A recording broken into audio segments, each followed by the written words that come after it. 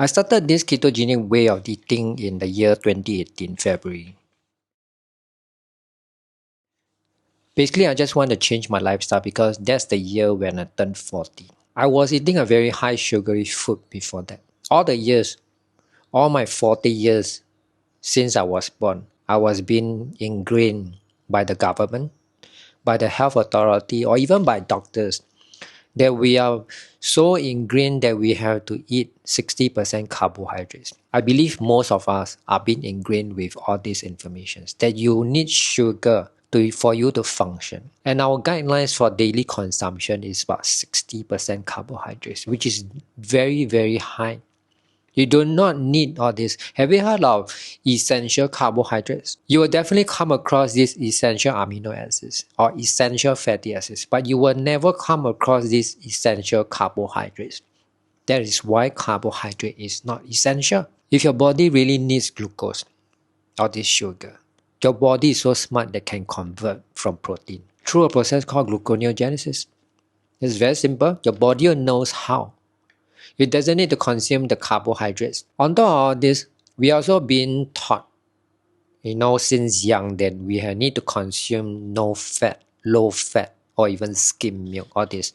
But do you notice that when you take all this fatty food, do they really make you slim down? Do they even really make you even healthier? Do you know that fat is very essential? It's very good for your body. It's very satiating when you consume fatty foods, which is why you also need the essential fatty acids inside our body. For the past 10 over years, I've been living in a lifestyle which is very unhealthy because I used to work in the afternoon, so I can sleep till the next day about close to noon. So I have this habit of getting to sleep between 3 to 5 a.m. and have my so-called last meal, my supper, at about 1 a.m. in the morning, midnight. I used to consume like 4 pieces of bread with margarine, peanut butter, or even the Nutella, the chocolate spread. They are very high in sugar. I also consume a glass of 3-in-1 coffee. 3-in-1 coffee comes with the coffee itself, the creamer, and the sugar. And just one packet of 3-in-1 coffee has about 20 grams of sugar. 20 grams of carbs. That's a lot. And if you want to add on top of the 4 slices of bread, that's even more. Okay, 2 slices of bread equals to 1 serving. 1 serving of the bread is equivalent to about 20 to 22 grams of carbohydrates. And if you take the margarine or peanut butter, there's more and more, all these unhealthy fats. So myself, I'm actually a very sugary build back then when I before I do the conversion into this ketogenic way of eating, the ketogenic lifestyle. Okay, I don't term it like a diet or way of eating. It's much more like a lifestyle. If you lead a keto lifestyle, you will do something different. It's very different. When you change your lifestyle, it goes hand in hand with your exercise, your behavior. How you see yourself as a whole thing, as a whole person. You don't just change your diet, but you go for clubbing. You don't just change your diet and you keep on smoking. When I was doing this ketogenic back in February 2018, I also started this tracking system. The tracking system is more like to track the number of hours I do the intermittent fasting. To track when is my last meal and when is my first meal. I know maybe I'm more like an OCD type of person. I will do all this checking. So I make sure myself I have to fulfill this 14 to 16 hours of fasting. But this tracking system helps me a lot because I get to know what I have been eating, how long I've been fasting. So anything happens, I can just trace back and to see what I've eaten, what I've done before that.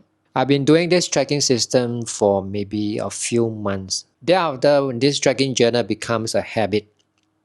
So I just do this tracking when I introduce a new supplements, introduce a new food, a new habit, change of the fasting hours, everything. Or if I have something going on, other symptoms, especially my mold symptoms. So I just include into all this. I'll just change maybe the dosage, the frequency, everything is all here. So there's supplements, there's food, there's fasting, As time progressed, I will just remove some of it, especially the intermittent fasting. The number of fasting hours is not relevant to me anymore. So nowadays, I'll just eat whenever I'm hungry. So for the past about 7 years, I do not have breakfast, I do not have lunch or dinner. I'll just eat whenever I'm hungry. That's all. You will have this instinct. When you're hungry, your body needs the fuel, they will just consume it. Don't just eat without knowing that how many times you're actually consuming. Based on a normal people, working adult, you have your breakfast, your first tea break, then your lunch, then your second tea break or snacks. Then you comes to your dinner. There will be people going for supper, night snack. You come to a conclusion that you have 5 to 7 meals every day. Too much calories, your body can't manage to burn. Your body is recognizing which energy to burn and which energy to store. Okay, so you can't store and burn at the same time. So it's either you use it and the excess will be due as a storage. Then in the year 2019, October, I remember very carefully because that's the year when, the COVID happens, the COVID started. That year, October, I was in Vietnam. Before going into this carnivore diet, carnivore lifestyle, okay, I've read books and heard podcasts from Dr. Paul Saladino. It's very interesting when you get to know about all these anti-nutrients from vegetables like pectins, lectins, oxalates. All these are anti-nutrients that's preventing your body from absorbing all these essential nutrients. It's not just about vegetables.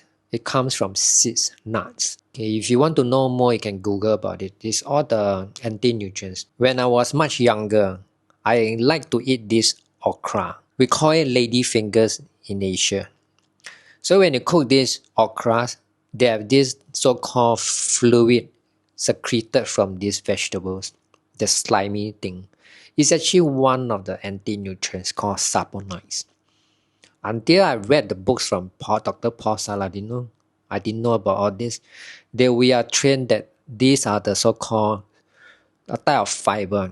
I think it's like insoluble fiber or soluble fiber. So it tends to consume all this slimy thing. So these are actually anti-nutrients. So I stopped consuming them, all the vegetables. I will just consume a very small amount of vegetables. The type of vegetables I'm not very particular, but they are not giving me a lot of issues. Sometimes you just need a little bit of this stressor, then a little bit of this anti-nutrient to spike, to keep your body function. They will recognize these as anti-nutrients. Your body will fight it back. So these are the things that keeps your body in check and keep it running. A little bit of stressors here and there will help you. When you have a lot of these anti-nutrients inside your body, they will prevent you from absorbing all these essential nutrients, all these vitamins, nutrients, like magnesium, potassium, sodium, all these zinc, boron, vitamins. So they are actually anti-nutrients. All these nutrients supposedly to be being absorbed by your body now is being bind to these oxalates, anti-nutrients. So when they're bound to these anti-nutrients, then they will just pee out from your system. You're not absorbing them. So once you do not have all these essential minerals, vitamins, your body is lack of all these cofactors. You actually affect your methylation cycle. Then your methylation cycle is not functioning very well. Then in terms of detoxification, digestion, your mood issues, your mood behavior, all will be affected. When your body system is being affected by all these pathways, then you start showing symptoms. The symptoms is slowly, one by itself, just come up to the surface. When you realize that all these symptoms started to show up, and you are being trained to just see the symptoms and just so-called treat the symptoms, or to find remedy for these symptoms, you're not finding the underlying issues. You should always go back and check what you have been eating, what you have been putting inside your mouth on a daily basis. So if you're feeding yourself every day with all these anti-nutrients, you should stop that. You should stop consuming that. When you stop consuming them, you do your tracking, and see and monitor what's your progression, your symptoms, your level, your threshold, then you will know what is working and what is not. Instead of going for this symptoms targeting, like you can buy some supplements to help in this particular symptom, it won't resolve. It might decrease the intensity of these symptoms, but once you stop these supplements, it keeps coming back and keeps coming back. And maybe after some time, you progress to another new symptoms or another new symptoms coming in. It links to all of them. Your body is slowly breaking down over time. So this thing becomes a chronic symptoms, a chronic disease. So if you want to change, go back straight to the first one, your nutrition, your diet. The food you're eating is not entirely energy. You can put it as energy, yes, you can. But for me, I just put it as the information. Whatever food you're eating today, your carbohydrates, your protein, your fat, when you consume inside your body, you will just break down into informations, all these small pieces of information. There's many types of glucose. There's glucose, sucrose, maltose, everything. There's amino acids, it breaks down. So different parts of the body uses different informations.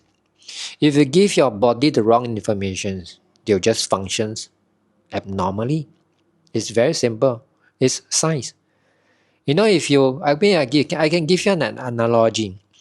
If you yourself, if you are built in the Apple system, Apple ecosystem, if you consume food, we'll take it as software, and it's built specifically for Windows, you can't install it. Even if you force yourself to install these applications or to build yourself with these hardwares, you won't function, or even you can't even start up. So you have to see yourself as a system. Your human system and the plant system. The plant ecosystem and the human system is very different, and the animal system. When I started doing this ketogenic lifestyle, I came across several doctors online. The first doctor which I came across is Dr. Eribert.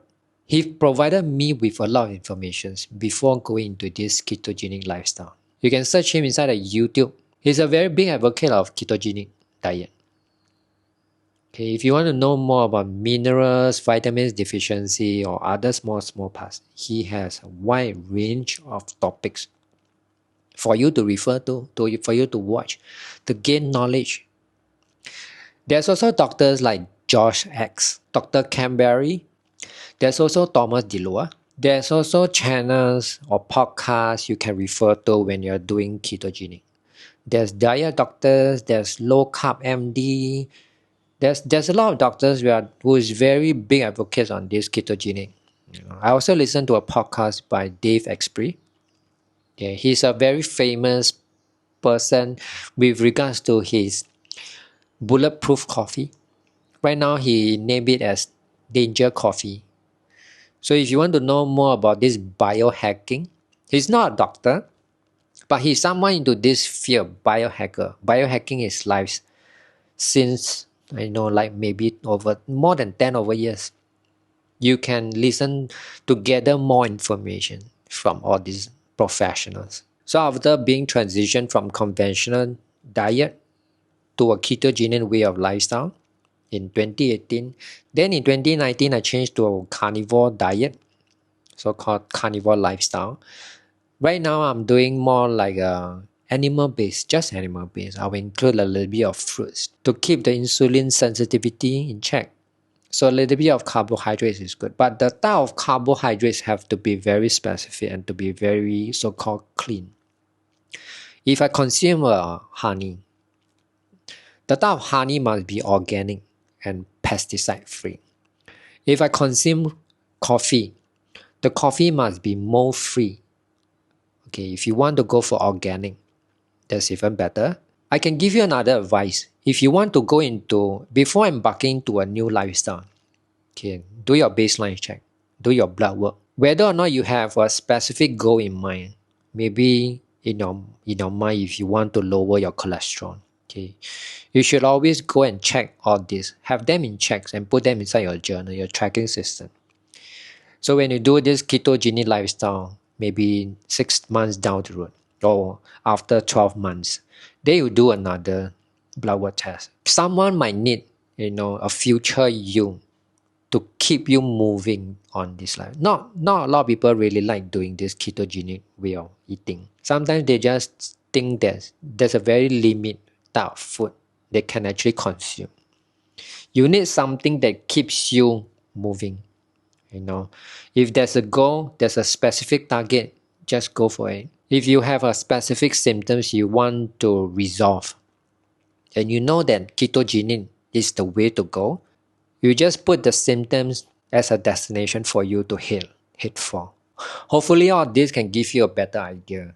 If you want to know more, it's better to do more research. Or if you want to know a specific topic, you can leave down in the comments below. Okay, we come to the end of the video. If you want to know more about other health related videos, please check on my playlist over here.